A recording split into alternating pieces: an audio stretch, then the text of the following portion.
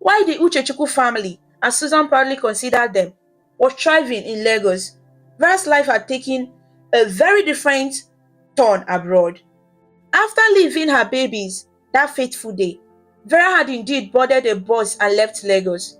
Consumed by a mix of guilt and desperate denial, she traveled to Cotonou first, staying with a distant cousin briefly, and from there managed to get to Europe on a visitor visa that she overstayed, scraping by an odd cleaning jobs in Spain. For a time, the new environment distracted her from the ghost of her past. The bustling tourist-filled street of Barcelona was so far removed from Lagos that she could almost convince herself she was a different person entirely. She rarely spoke of Nigeria or her family, and no one pressed her. To the new friends she made, mostly other African immigrants in precarious situations, she was just Vera, a single woman trying to make ends meet. But the weight of what she had done never left her. It stuck to her like a shadow, sometimes forgotten under bright light of day, but always there in the dark of night. Many nights she cried herself to sleep, imagining two small faces that she could likely never see again. She wondered if they had survived, if someone kind had found them. Often, she thought of Susan but was too ashamed to reach out. What could she say? How could she face her friend after that betrayal? Life in Europe was not the golden dream she might have hoped for. Without legal status, she lived in constant uncertainty. She married a Nigerian man she met in a bid to secure her stay, and out of longing for genuine connection. His name was Kunle, and at first, he seemed like a caring soul. He knew nothing of the twins she had had. That was a chapter of her life she kept locked away. They had a son together, little Tayo, and for a brief period, Vera felt she had been given a second chance at motherhood.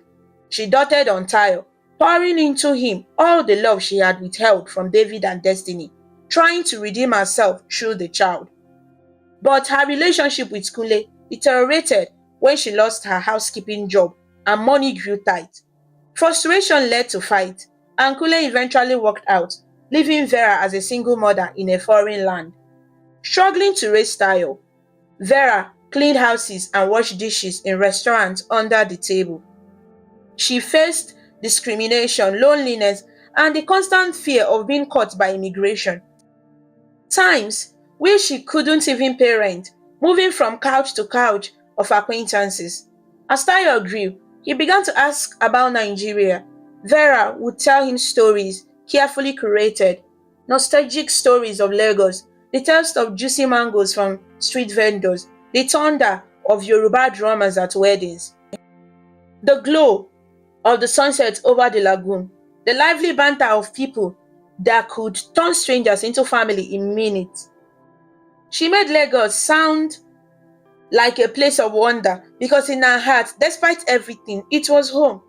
And home called to her, especially as her son approached his teenage years. She didn't want him to grow up an undocumented foreigner, looking over his shoulder as she had to. Almost 25 years after she had fled, Vera returned to Nigeria with 12-year-old Tayo in tow. It was a bittersweet reunion. She was excited to show her son the land of his heritage, but anxious beyond measure about confronting the ghost she left behind. Her first shock was finding strangers in her family home in Ikeja. He learned from neighbors that her parents, aging and ashamed by her disappearance, had sold the house and moved back to the ancestral town in Ibadan years ago. There was no easy way to reach them since their old numbers had changed, but she got an address from an older neighbor who kept in touch. It would be a journey to find them, one she was not ready to undertake just yet. The neighbors' disdainful looks made it clear that in their eyes, Vera was the wayward daughter who had disgraced her family. Hurt and exhausted, Vera decided to focus first on finding Susan. She owed her friend an apology at the very least, and maybe Susan would know about the twins. If by some miracles they had survived. Perhaps Susan had had news of babies found in the area back then. When she visited the old compound where Susan used to live, she was met with confusing news. The current resident, a young woman, informed her that Susan had moved out long ago and had become quite successful. The lady said something about Susan raising two children and living in a big house now, working at a boutique in Yaba. The details were vague, but it was enough to ignite hope and anxiety in Vera's heart. Two children? Could it be? Clutching Tayo's hand, Vera followed the lead to Yaba, checking the well-known boutiques. By sheer luck, she found someone who knew Susan, one of her former co-workers, now running her own shop. The woman recognized the name and confirmed that yes, Auntie Susan had left boutique to open her own shop. But more importantly, she mentioned, she's doing fine, oh. Her two kids even got scholarship abroad. Twins they are. Imagine that. Both of them so intelligent. Vera nearly fainted on the spot. Twins, scholarship. It had to be them. David and Destiny lived. Not only alive, but thriving, educated enough to study overseas. She pressed for more and gleaned that Susan's boutique was now in Victoria Island and that she lived there too. Victoria Island. That was a leap from the modest flat in Yaba. With each passing revelation, Vera's admiration for Susan grew, and so did her shame. While she had been barely surviving abroad, Susan had taken the two children she abandoned and given them a life beyond what Vera could have imagined. It took some days and asking around, but eventually Vera obtained the address of the boutique and by extension, Susan's likely neighborhood.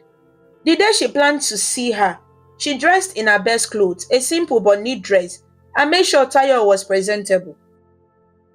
He didn't fully understand the gravity of this visit, but he sensed it was important to his mother, so he stayed close and quiet. They arrived at the boutique in VI in the morning, only to find it closed with a sign reading, "Closed for family events, back tomorrow." Next door, a shopkeeper mentioned that the owner was having some big celebration at her house today. Apparently, she had moved into a new place recently. Not to be deterred, Vera asked for the home address. The shopkeeper was hesitant, but a small tip loosened his tongue. With that scribbled address in hand, Vera hailed a taxi. Now, standing at the gate of a lovely house that matched the address, Vera felt her heart might leap out of her chest. Through the bars of the gate, she saw the garden and heard faint laughter and music. Sounds of gathering. A banner visible through the foliage said congratulations in bright letters. It took all her courage to approach the security guard at the gate. "Good afternoon," she greeted nervously. "I'm looking for Susan Uchechukwu." She wasn't sure if Susan had taken a married name, but likely not. The guard eyed her warily. There was a small party going on, clearly, and he was under instructions not to let just anyone in. "Madam, do you have an appointment or an invite? This is a private event." Vera swallowed hard, her mouth dry. "No, but I'm an old friend. If you could just tell her that Vera is here to see her, please. It's very important." At the mention of Vera, the guard's expression changed subtly, as if he recognized the name. He looked at her over more carefully. Vera realized she probably looked like a tired middle-aged woman with a warm dress, far from the polished guest likely inside. Perhaps he doubted her claim. "Wait here," he finally said, deciding it was safe to check than to be wrong. He went inside. It felt like an eternity for Vera. She held Tayo's hand so tightly, he winced. The boy whispered, "Mama, are you okay?" She forced a tiny smile for him. "I'll be okay, my dear. Just stay close to me, okay?" Inside the house, Susan was in the kitchen wrapping up some leftovers to send home with a friend when John, the guard, tapped on the window. "Madam," he said quietly, "there is someone here asking for you. She says her name is Vera." Susan's hands froze mid-action. The name sent a jolt through her. Vera. It had been so many years. Emotions welled up, anger, shock, and even a bit of pity. She had long wondered if this day would ever come and what she would do. Composing herself, she told John to let the woman in and to guide her to the side veranda, away from main crowd. She didn't want a scene at the party. Moments later, Susan stepped out onto the veranda, closing the sliding door behind her. And there, in the bright afternoon light, stood Vera and a young boy. Vera looked older than Susan remembered. Well, they were both older now, but Vera had a tiredness about her. Shadows under her eyes, and an uneasy stance like someone ready to be rebuked. Susan realized she was instinctively comparing their appearances. Her own form fuller but dressed in a nice lace attire from the party. Vera's frame, lean and dressed modestly. It wasn't pride exactly, but seeing the contrast of their lives etched in their faces. For a moment, neither woman spoke. They just looked at each other across years of silence. Finally, Susan broke the ice. Vera. Vera's eyes filled with almost instantly with tears at hearing her name in that familiar voice. Susan, she whispered. She took a tentative step forward, but Susan did not move to hug her or indicate any warmth, so she stopped. They regarded each other again. Susan's arms were crossed loosely, not in hostility, so much as self-comfort. Vera's arms hung at her side, one hand still holding Tayo's tightly. I never thought, Vera began haltingly. I wasn't sure if I would ever see you again. Susan's expression was unreadable. She wasn't going to make this easy. I'm surprised to see you.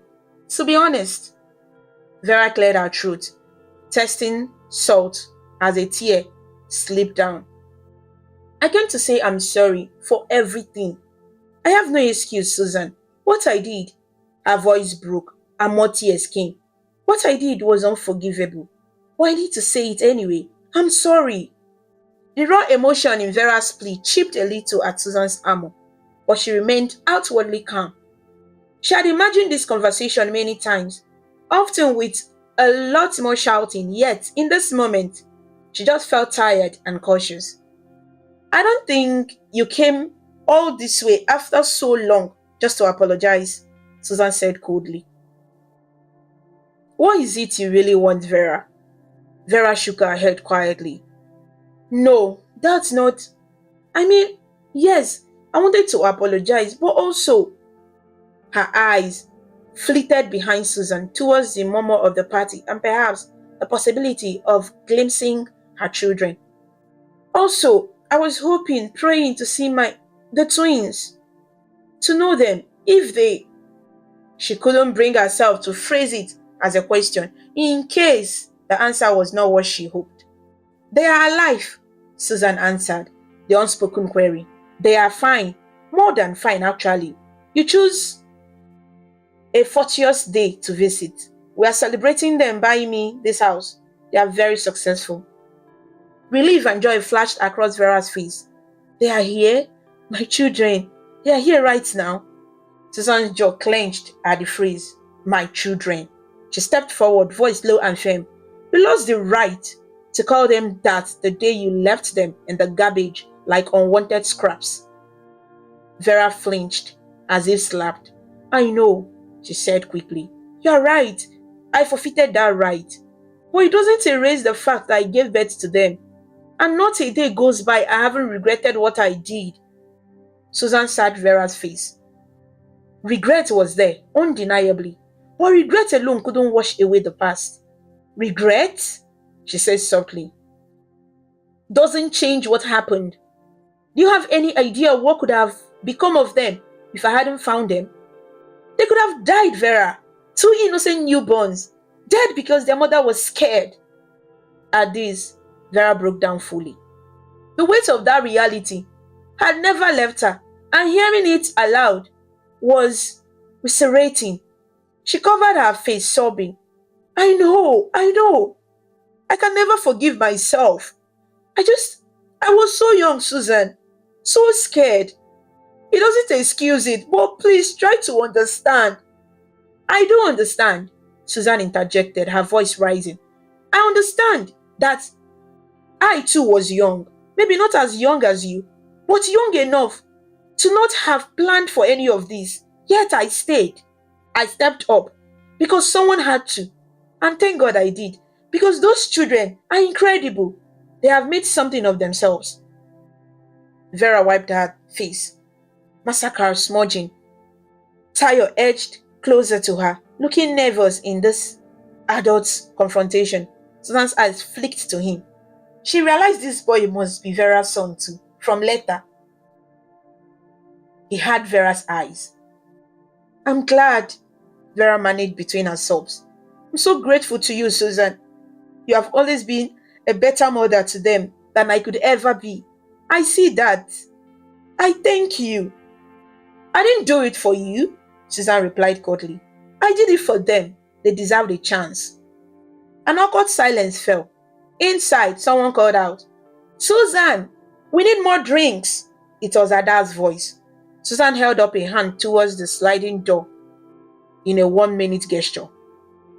Taking a deep breath, she turned back to Vera, who had regained a bit of composure, though tears still glistened on her cheeks. Look, Vera, Susan said, more gently now but still resolved. I don't want to cause a scene here with guests around. We can talk quietly and figure out how to handle this. All you need to know, David and Destiny, they consider me their mother. I consider them my children. I raised them. I was there all the moments you missed. To them, you are essentially a stranger.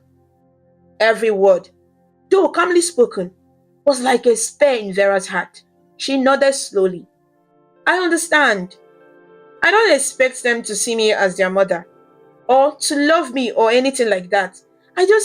If they would hear me out once, I would like to explain myself, apologize to them, even if they hate me.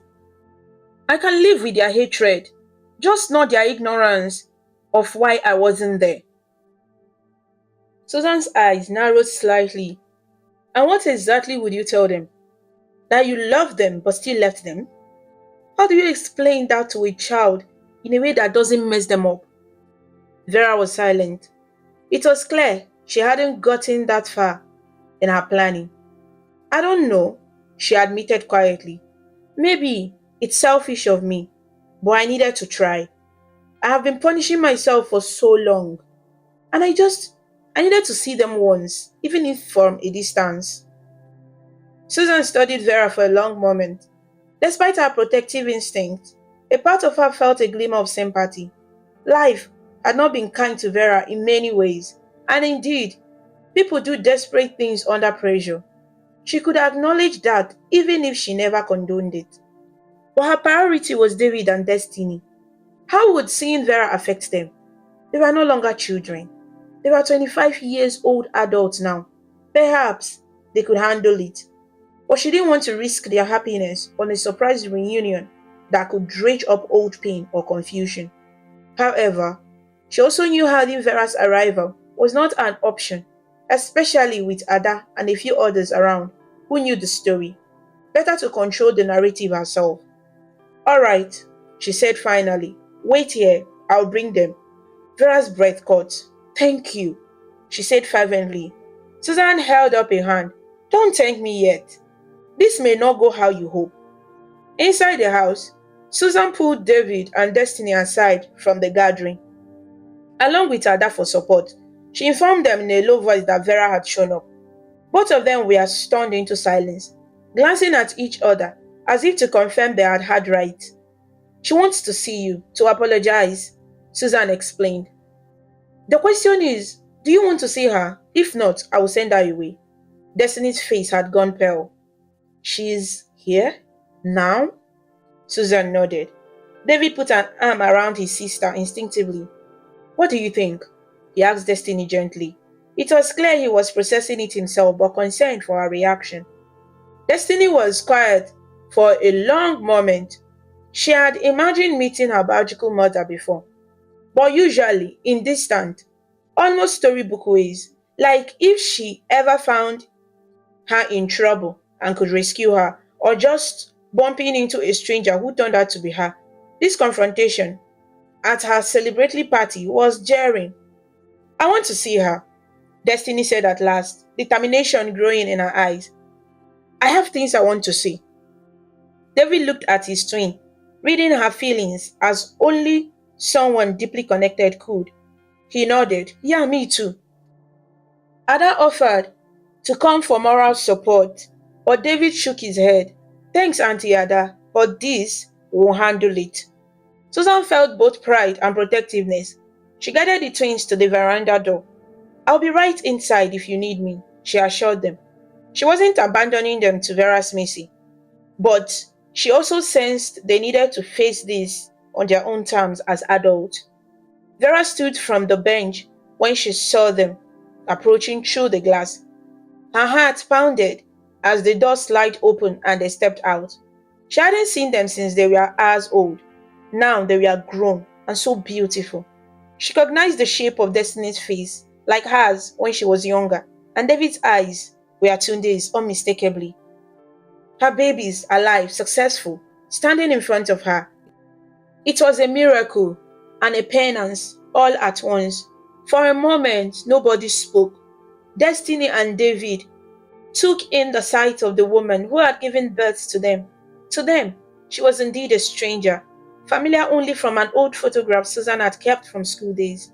Yet, there was an odd sense of deja vu in Destiny's mind. She had seen her own eyes in the mirror every day, and they were on this woman, full of tears. It was Destiny who broke the silence. So, you are Vera. The tone was cold.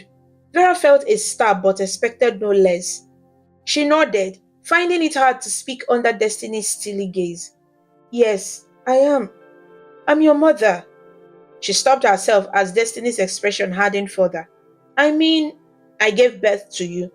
I won't claim the right to call myself your mother in the way that matters. David stepped forward just slightly, as if shielding Destiny.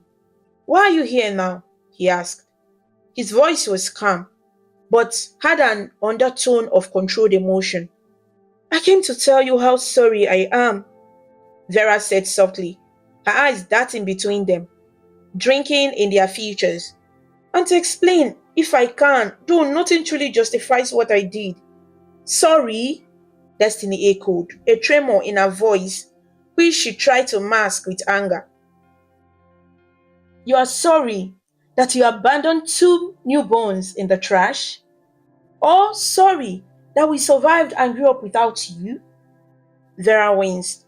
I deserve that. I'm sorry for everything, for abandoning you, for leaving you to fate. It was a horrible, unforgivable thing. I have lived with that guilt every day. David's face, so like and unlike his sister's, remained stoic. And what would you have done if our fate had been different? Would you even be here if we hadn't turned out successful, as you probably found out we did? His words struck at the core of Vera's doubt about herself. I I would still be here if I found out you were alive, she insisted.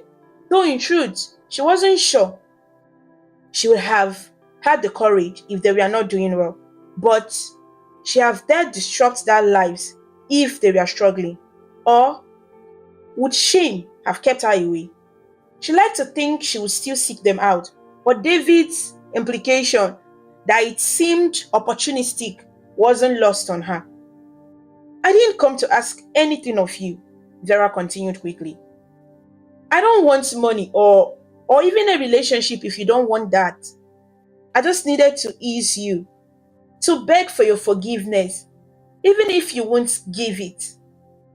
To tell you that my actions were about my own weakness, not any lack of love for you. Destiny's eyes flashed. Love? You dare use that word? You didn't love us. If you did, you wouldn't have left. Vera's tears fell anew. I understand why you think that. You have every right. Oh, I did love you, both of you. I loved you so much it terrified me. I was young and alone, and I felt I was destroying your lives and mine by keeping you. I convinced myself someone else could better care for you. And by the greatest fortune, Susan did find you and care for you. But it was a selfish, cowardly decision, one I will always regret. Destiny's composure was wavering, emotion strangling her throat. She had fantasized about this moment, perhaps yelling at Vera or asking a dozen of questions. But now she found herself nearly speechless with a confusing mix of anger and sadness. David spoke, his voice trembling despite his attempts to keep measured. Do you have any idea what it's like growing up wondering why your own mother didn't want you? I mean, we had Mama Susan, thank God, and she gave us everything. But in the back of my mind, I always wondered, was it something about us? Were we bad or cursed that you didn't even try? Vera stepped closer, though still a safe distance, and tentatively reached a hand out as if she longed to touch his face. But she didn't dare complete the motion. No, oh God, no. It was never about you. You were innocent babies, perfect and beautiful. It was me. I was broken and scared. I thought I was giving you a chance by leaving you, where maybe someone would find you and take you in. It was twisted logic. I see that now, but at the time I was not thinking straight. I felt I had ruined your lives already by bringing you into my mess. Destiny found her voice, sharp with the heart of a child who had cried secretly at night in her youth. So, instead of trying to rise to the occasion, you walked away, you threw us away. Each blunt word from Destiny was like a lash, but Vera accepted them. She nodded, sobbing, yes, I did, and I will forever be sorry. You should be, Destiny said, wiping her own tears angrily. Do you know how lucky we are that Mommy Susan took us? If it weren't for her, we might have died or grown up in some horrible orphanage or worse. You are right that nothing can justify what you did. Vera had no defense. She cried openly, nodding. You are right. I have no excuse. All I can say is I was a coward. I told myself I didn't deserve to be in your lives, that I would only cause more confusion or pain. By the time I even considered reaching out, so much time had passed, and I felt it was too late, that you would all be better off without me. Perhaps that was another cowardly excuse to stay away. I don't know. I was just afraid of facing what had been done. A hush fell. The muffled sound of the party inside seemed a world away. Here, only raw truth remained. Finally, David sighed. His eyes were wet behind his glasses. Well, we did have a good life thanks to Mommy Susan. We have grown up and made something of ourselves. If you were looking for relief from your guilt, you can have a little, just knowing we aren't starving or miserable. But I don't think you will find forgiveness so easily. Vera hung her hand. I understand. I don't expect it. Truly, I don't. You owe me nothing. In fact, I will leave right now if you want and never bother you again. She meant it.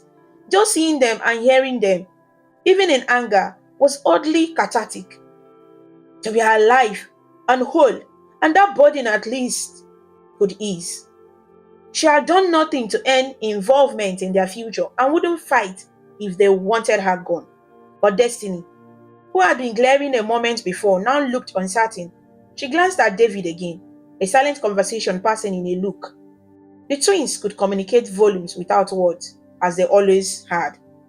David nodded slightly to his sister and then addressed Vera. We are not heartless, and we were raised to be compassionate. It, it hurts a lot what you did, but seeing you now, you are clearly hurting too. You have had your own share of suffering, I can tell. Vera looked up, surprised at his perspectiveness. Destiny gave a small huff, wiping her eyes. Mama always says to be kind. But it's hard, you know. I have all this anger towards you. I know, Vera whispered. I'm so sorry. You keep saying that, Destiny snapped, then took a deep breath, trying to steady herself. In a calmer voice, she asked, So, You had another child, huh? She nodded towards Tayo, who had been silently clinging to Vera's side, wide-eyed at all the revelations. Is that half-brother? Vera put an arm around Tayo now, instinctively protective. Yes, this is Tayo. After I left, I went abroad. I got married and had him. His father left us though. It's just been me and him for a while. Destiny's expression softened just a little as she looked at the boy. Hi, Tayo. Say hello, Vera gently nudged him. Hello, the boy said quietly. He looked about 12 or 13, awkward at being in the middle of this emotional charged situation. I have heard a lot about you, he added shyly, surprising Vera. She didn't expect he had paid so much attention to her late night confessions and stories. At that, both David and Destiny managed small astonished smiles. The idea that the existence was known to someone else, that perhaps their mother had spoken of them, was a new thought. You have? David asked. Tayo nodded. Mom always talks about how she made mistakes and left you. She prays for you a lot. And you are happy and okay. She showed me a picture once of when you were babies. Vera hadn't realized Tayo, in his innocence, might act as her little advocate, but she was grateful he spoke up. She had often thought he hadn't been listening, playing with his toys as she wept and rambled about the past in those dark nights abroad. Destiny and David exchanged glances again. Hearing this from the boy's mouth chipped away at some of their resentment. He didn't erase the past, but gave a fuller picture of Vera's suffering. Destiny sighed. I don't know what to do with you, Vera. Part of me wants to hug you because I see how much pain you are in. Part of me wants to never see you again because it's easier than dealing with all these feelings. David put her arm around his twin.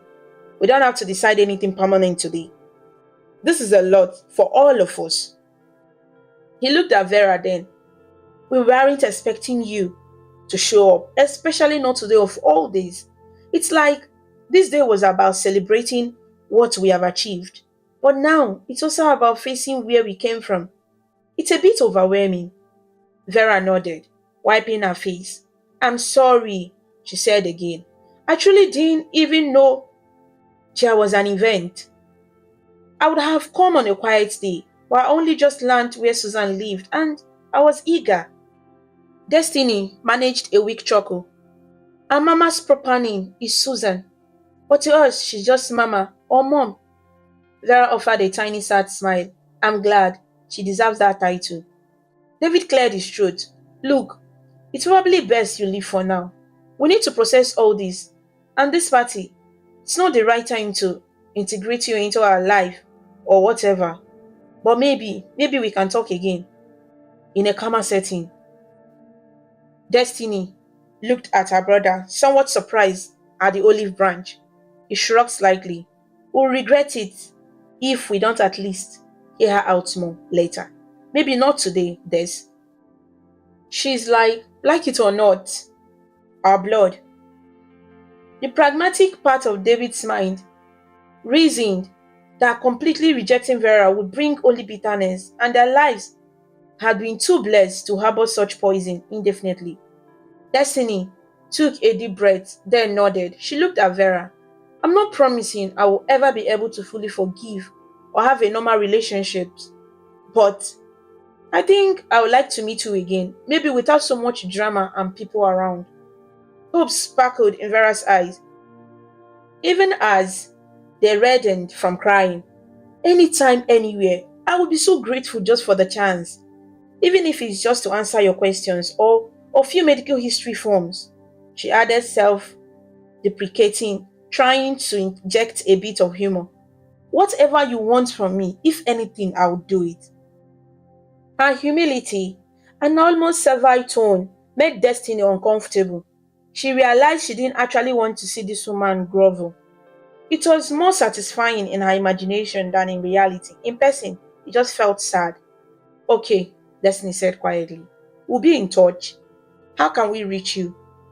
Vera quickly fished out a slip of paper, not trusting her phone's longevity or her number staying active since she was still settling in Nigeria.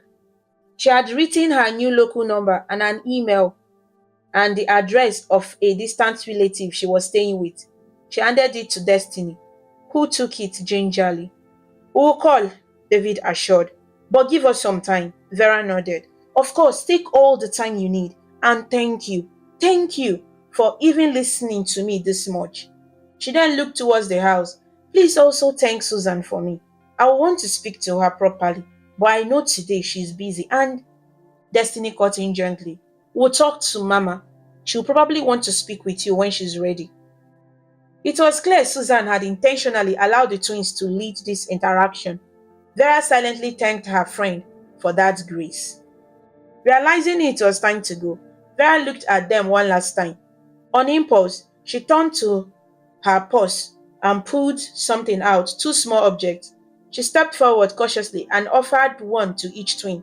They were tiny knitted booties, one blue, one pink, a bit yellowed with age. I knitted these when I was pregnant," Vera explained, voice quavering. "I kept them all these years as a reminder. I want you to have them, only if you want, of course." David hesitated, but Destiny slowly reached out and took both booties in her hand. Looking at them curiously, she passed the blue one to her brother. David stared at the little yarn shoe, and an unexpected emotion swelled in him. This was something tangible, proof that at one time Vera had prepared for them, had intended to keep them, perhaps. "Thank you," he said softly, "and he meant it." Destiny simply nodded, tucking the pink one into her pocket gently. Vera then backed up and took Tayo's hand again. She looked at them one last time. "I'm so proud of you," she whispered, "both of you. And I have no right, but I am. And I am so grateful to Susan for raising you into these remarkable people. May God continue to bless you." Destiny bit her lip, and David gave a faint, polite smile. "Take care, Vera," he said, stumbling only slightly over not calling her any sort of maudlin title. With nothing else left to say, Vera turned and left, her son in tow. Each step feeling both crushing and relieving after the weight of that encounter. She departed the house, and the gate closed behind them. A chapter that had been left open for so long had finally been read aloud. Inside, Destiny and David re-entered the house silently and found Susan waiting anxiously just inside the living room where Ada was subtly directing guests to give the young ones space. When Susan saw them, she hurried over. "Are you two all right?" Destiny said shakily. "I don't know, but we'll be." David put an arm around Susan. "Mama, let's go cut that cake, okay? We have had enough drama for one day." He didn't elaborate, and Susan didn't push right then. There would be time later to discuss. For now, they went back to the celebration, a bit subdued but holding together. Their appearance had stirred a storm, but it had not broken them. If anything, it reaffirmed their bond with Susan. They looked at her and saw the mother who stayed, the mother who chose them, time and again. And if they hugged her a little tighter that evening, she understood why. In the weeks after that unexpected reunion, David and Destiny kept their word and reached out to Vera. The initial phone call was awkward but civil, and eventually they met in a neutral place, a quiet cafe, to talk more. This time, Susan came along. By mutual agreement, she had the right to closure as well, and the twins wanted her there. It was a tense but meaningful meeting. Susan and Vera spoke privately for a while, with Susan gently but firmly expressing her deep hurt and disappointment. Vera accepted every word, apologizing repeatedly and thanking Susan for everything.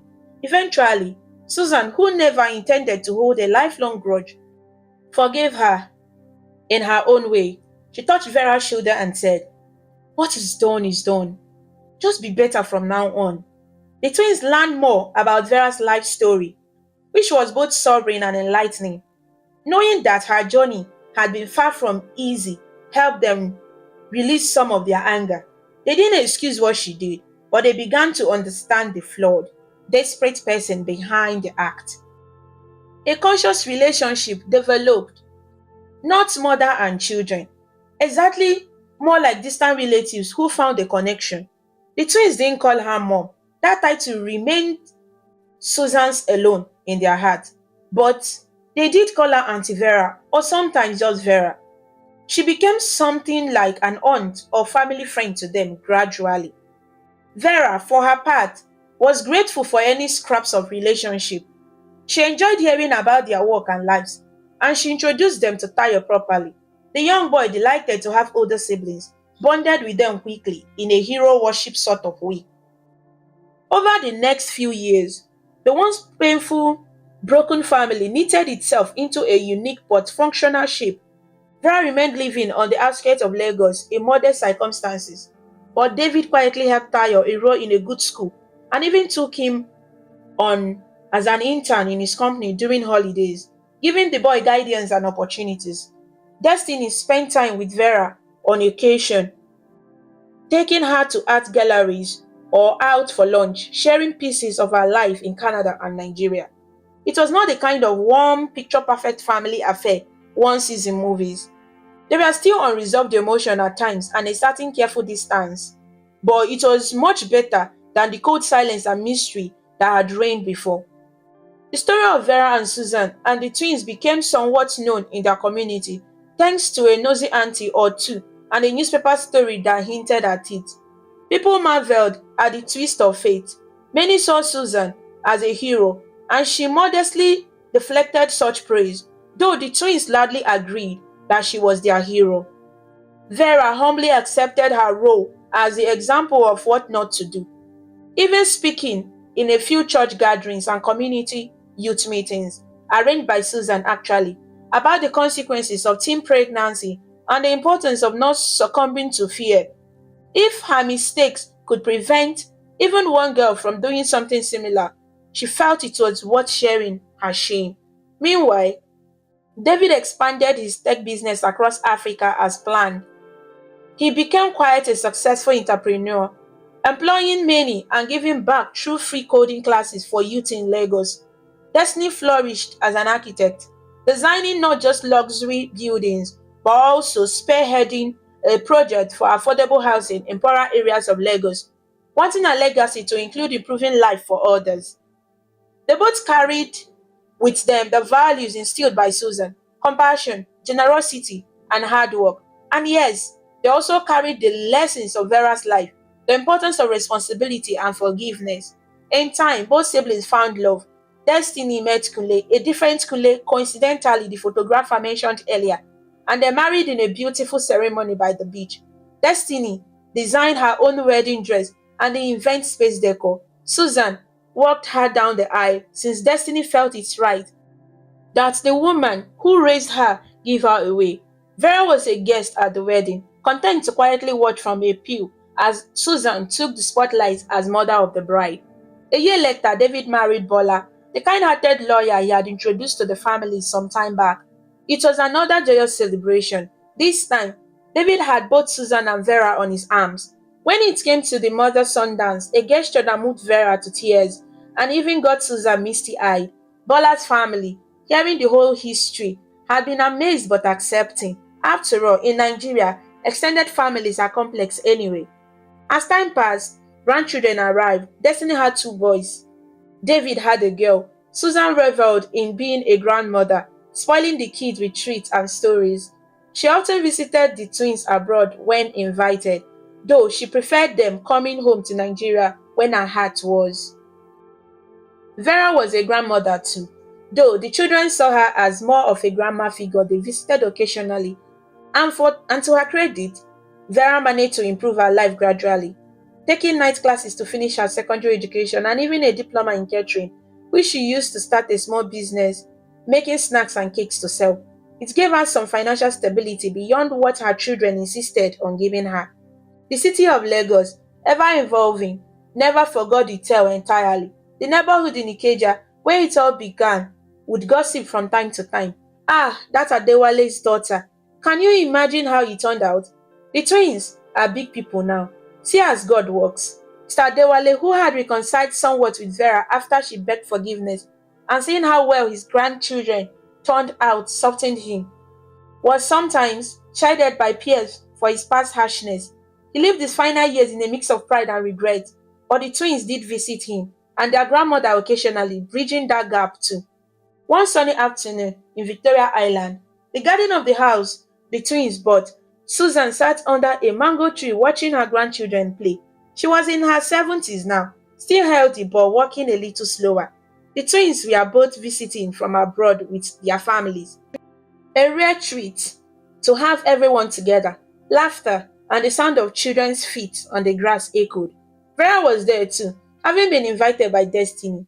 You are part of this family in your own way, she would say. She helped bring out cold drinks and snacks, comfortable enough now to be part of these gatherings without too much awkwardness. Susan turned to Vera as they both sat in the shade. Can you believe how far we have all come? She said, shaking her head with a smile. Look at those kids. If someone told me decades ago this is how it would end up, I wouldn't have believed it. Vera nodded, her eyes on a little girl who was the splitting image of destiny at that age. Truly, God has been merciful. I count my blessings every day. Susan patted Vera's hand lightly, a sign of camaraderie that would have been unthinkable years prior.